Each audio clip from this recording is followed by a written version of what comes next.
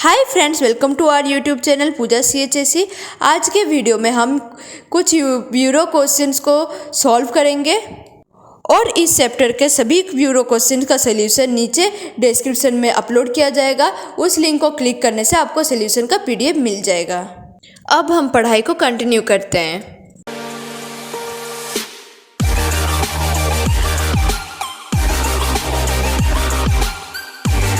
Multiple choice question का 16 number, when 400.1 is added to 20.54 we get.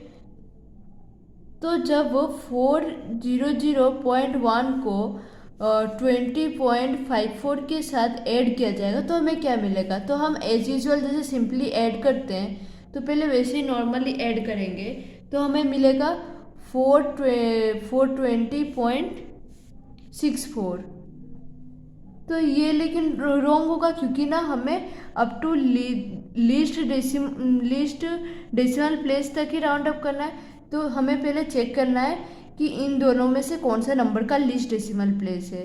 तो सबसे least decimal place इसका up to 1 है। सो इसका क्या होगा, विच इज इक्वल टू 420.6। तो इसीलिए ये आई भी करेक्ट ऑप्शन होगा। 17 number question, the number of significant figures in 20.96 and 0.003125 is. तो 20.96 और 0.003125 में कितना सिग्निफिकेंट फिगर्स है। तो 20.96 में इसका 4 सिग्निफिकेंट फिगर्स ही होगा क्योंकि ना ये नॉन जीरो डिजिट सारे ही सिग्निफिकेंट होते हैं।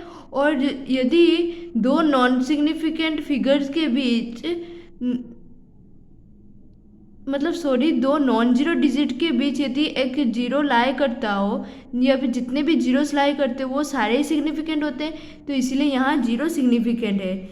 और यहाँ डेसिमल के पहले या फिर बाद में जितने भी जीरो से नॉन जीरो डिजिट के पहले वो सारे सिग्निफिकेंट नहीं होते हैं।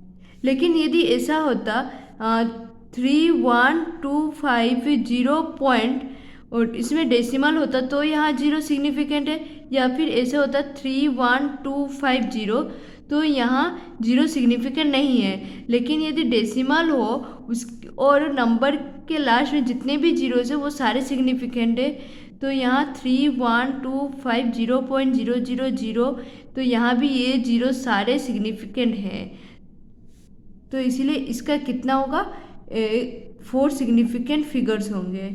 तो इसीलिए ये फर्स्ट ऑप्शन करेक्ट है। The number of significant figures in 40.00 is. तो number of significant figures in 14.00 में कितना होगा, 4 होगा क्योंकि ना नॉन जीरो डिजिट के बाद जितने भी जीरोस होते हैं वो डेसिमल पॉइंट वो सारे ही सिग्निफिकेंट होते हैं। तो इसीलिए फर्स्ट ऑप्शन करेक्ट होगा। In a measurement, maximum error in mass is 3% and maximum error in volume is 2%. Then the maximum error in density is. तो इस क्वेश्चन में क्या दिया है कि एक मेजरमेंट करते वक्त मैक्सिमम एरर इन मास कितना था। तो del M maximum error in mass is equal to del M by M into 100% which is equal to 3% है। ठीक वैसे ही maximum error in volume is equal to del V by V into 100% which is equal to 2% है। तो हमें निकालना है कि maximum error in density which is equal to del D by D into 100% which is equal to क्या होगा। तो यही हमें del D by D into 100% क्या होगा यही निकालना है। तो हमें पता है कि डेंसिटी का फॉर्मूला क्या होता है, मास बाय वॉल्यूम। तो del D by D is equal to del M by M plus del V by V होगा क्योंकि ना यदि Z is equal to A to the power P B to the power Q यदि होगा तो del Z by Z is equal to del P into del A by A plus यदि ये A to the power P हुआ B to the power minus Q हुआ तो ये Q del B by B होगा। जिसे हम पिछले बार पढ़े थे, a to the power p, b to the power q, c to the power -r के वक्त जैसे हुआ था, ठीक वही फॉर्मूला यहाँ पर भी अप्लाई हुआ। तो यहाँ सबका पावर 1 है, तो 1 into del M by M plus 1 into del V by V, which implies यहाँ हर जगह हम 100 मल्टीप्लाई करेंगे, तो del D by D into 100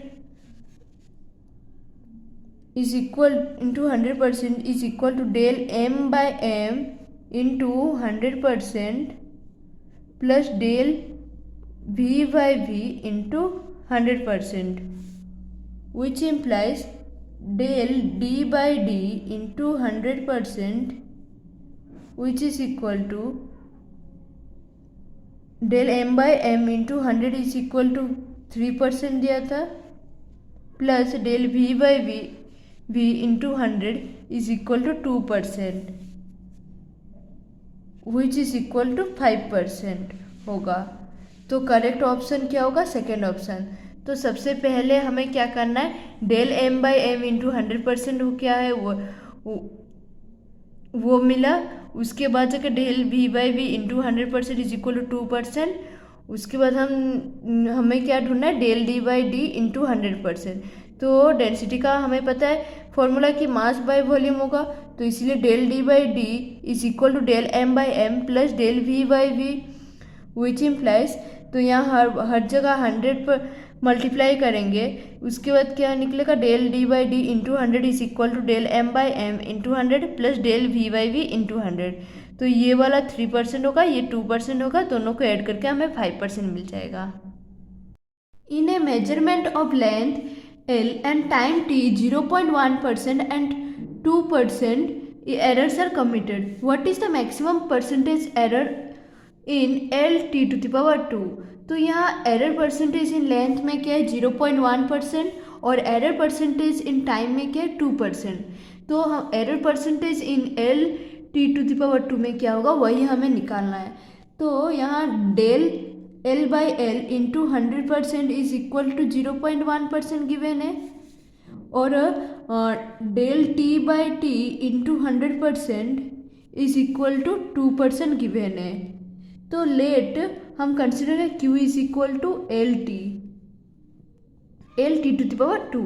तो यहाँ हमें पता है कि यदि Z is equal to A to the power P B to the power Q होगा, तो del Z by Z is equal to P del A by A plus Q del B by B होगा। ठीक वैसे ही यहाँ पर del Q by Q is equal to del L by L होगा, जबकि यहाँ एल का पावर 1 है इसीलिए, प्लस यहाँ 2 into del T by T होगा, विच इम्प्लाइज हर जगह यदि इंटू 100 कर देंगे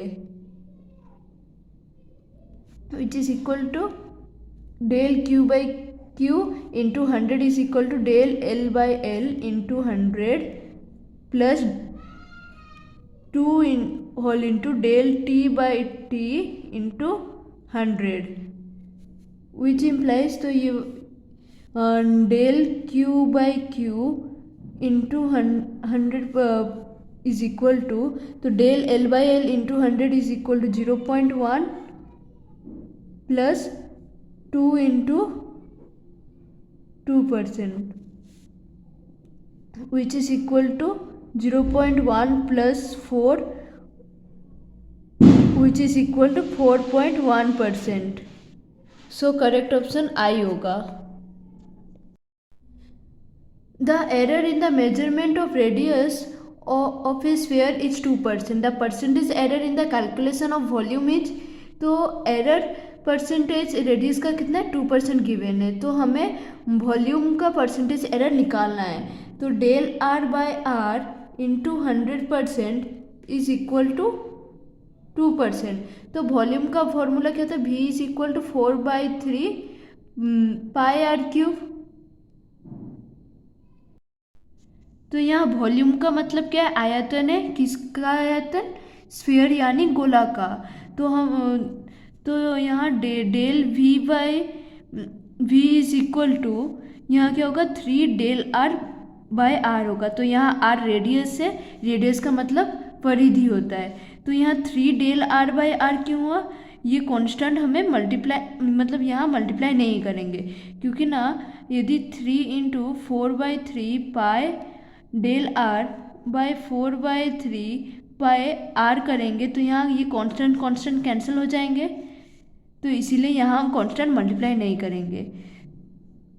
तो अब हम यहाँ बोथ साइड 100 मल्टीप्लाई कर देंगे। तो del V by V into 100 is equal to 3 whole into del R by R into 100,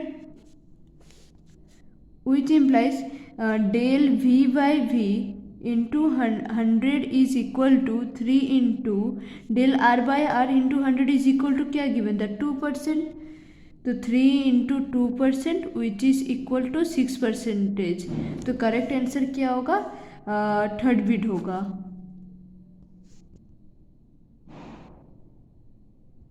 What is the area of a circle with due regards for significant figures if the radius of the circle is 2.12 metre? तो यहाँ area का मतलब क्षेत्रफल है, circle का मतलब वृत्त है, रेडियस का मतलब परिधि है।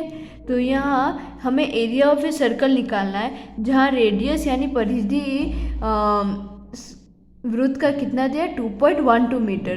तो हमें एरिया जो निकालना है, हम जनरली क्या करते हैं, मतलब यदि रेडियस 1 डेसिमल प्लेस में गिवन है तो उसे अप टू 1 डेसिमल प्लेस तक राउंड अप करते हैं। यदि रेडियस 2 डेसिमल प्लेस तक गिवन है तो उसे अप टू 2 डेसिमल प्लेस तक राउंड अप करते हैं एरिया को। लेकिन यह क्या कहा है ना, हमें सिग्निफिकेंट ये फिगर्स के हिसाब से राउंड अप करना है। यदि रेडियस में 3 सिग्निफिकेंट फिगर्स हैं तो हमें अप टू 3 सिग्निफिकेंट फिगर तक ही राउंड अप करना है। यदि 4 सिग्निफिकेंट फिगर्स है तो एरिया को मतलब यदि आर है तो एरिया को अप टू 4 सिग्निफिकेंट फिगर्स तक ही राउंड अप करना है। तो यहाँ रेडियस में 3 सिग्निफिकेंट फिगर है तो एरिया भी जो को हमें 3 सिग्निफिकेंट फिगर्स में राउंड अप करना है। तो यहाँ area is equal to pi R square which is equal to pi का क्या वैल्यू है?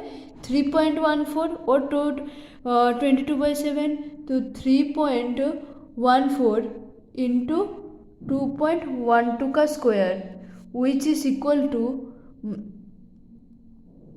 3.14 इंटू 4.944 होगा। तो विच इज इक्वल टू क्या होगा? 14.112 तो इसे जब हम अप टू 3 सिग्निफिकेंट फिगर्स तक राउंड अप करेंगे तो क्या होगा? तो 14.1 होगा, क्योंकि ना इस डिजिट के बाद जो डिजिट है वो 5 से छोटा है, तो ये डिजिट चेंज नहीं होगा, तो इसीलिए ये 14.1 हुआ। तो इसका करेक्ट ऑप्शन क्या होगा? IV होगा, जहाँ पहला ऑप्शन दिया है 4.452 मीटर स्क्वायर, सेकेंड ऑप्शन है 26.452 मीटर स्क्वायर,